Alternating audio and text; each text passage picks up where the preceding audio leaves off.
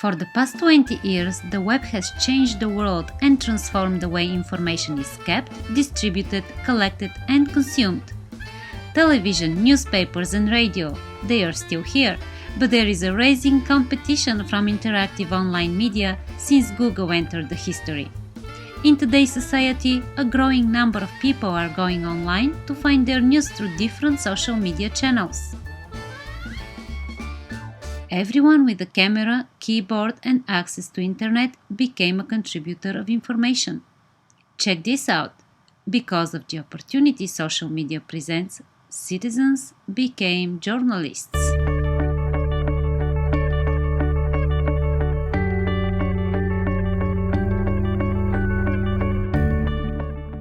Professional reporters cannot afford to stay behind.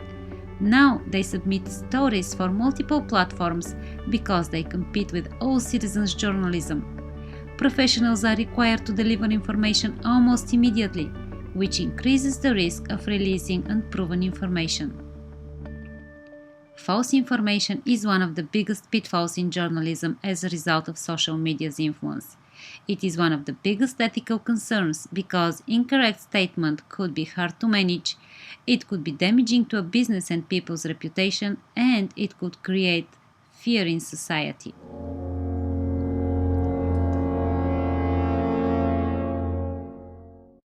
In 2010, for example, reports appeared on the internet that pop star Lady Gaga amputated one of her legs below the knee in the name of fashion.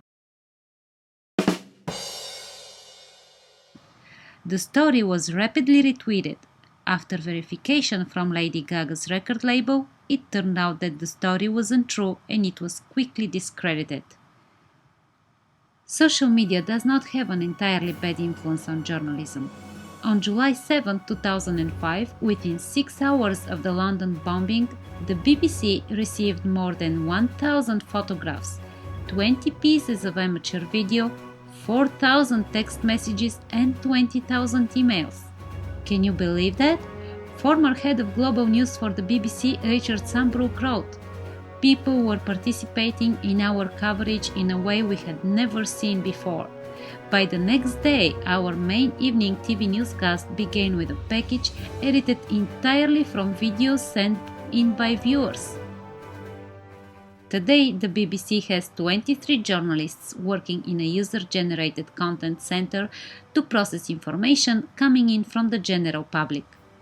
Social media networks have changed the news industry and the journalism practice inside out. Social media presents awesome possibilities for delivering information fast. People can interact and discuss the events instead of being passive consumers like they used to be in the past. But at the same time, a high risk of errors is always present. For that reason, social media editors are now being hired to work at professional media outlets. This helps to stop the release of misleading information, and media outlets are able to expand the use of social media networks. With all that said, social media's influence on journalism has its huge advantages as well as drawbacks. Final conclusion is that the merging process of social media and journalism has to be ethically controlled by professionals. This is the only way social media can serve the fourth estate well, so that the fourth estate can satisfy the new preference of public's consumption of information.